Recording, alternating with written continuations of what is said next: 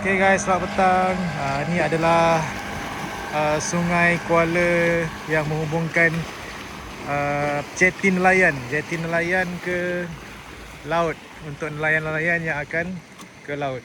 Okay, so dekat sini lah tapak camping kita. Okay, di sini tapak camping kita. Ada 1, 2, 3, 4, ada 5 deck. Okay, tepi sungai ni yang sampan lalu tadi. Dan di sini juga ada tapak camping bawah pokok petai. Ni bawah pokok petai ni sesuai untuk camping. Korang boleh pacak je kemah kat sini. Tepi-tepi ni korang boleh memancing sekali.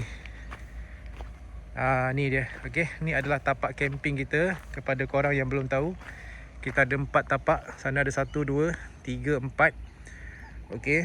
So siapa yang nak datang, camping bawah sini sesuai, sambil menikmati pemandangan tepi sungai ni untuk melihat sampan-sampan nelayan keluar masuk. Okey. Dan sini adalah tempat untuk caravan, camper van semua kat sini lah parking. Kita ada sediakan tempat BBQ semua. Okey, ni camping area kita. Dan pantai kita ada gerai-gerai makan dekat sana, tandas semua dekat sana, pintu dekat laluan masuk tadi. Okey. So ini adalah tapak camping. Korang boleh camping kat sini. Okey, hari ni tak ada orang camping sebab hari biasa. Biasa hari Minggu penuh lah. Jadi kepada korang yang nak bercamping di pantai ni sambil mancing tepi Kuala ni, korang waste je.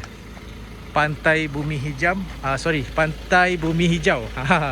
Okey, Pantai Bumi Hijau, Sabak Bernam, Selangor. Okey, nampak? Kat hujung sana tu pun ada orang cari remis.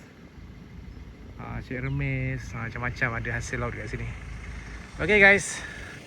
So kalau korang nak tahu lebih lanjut, boleh WhatsApp admin. Nombor admin ada dekat page FB. Okey. Assalamualaikum.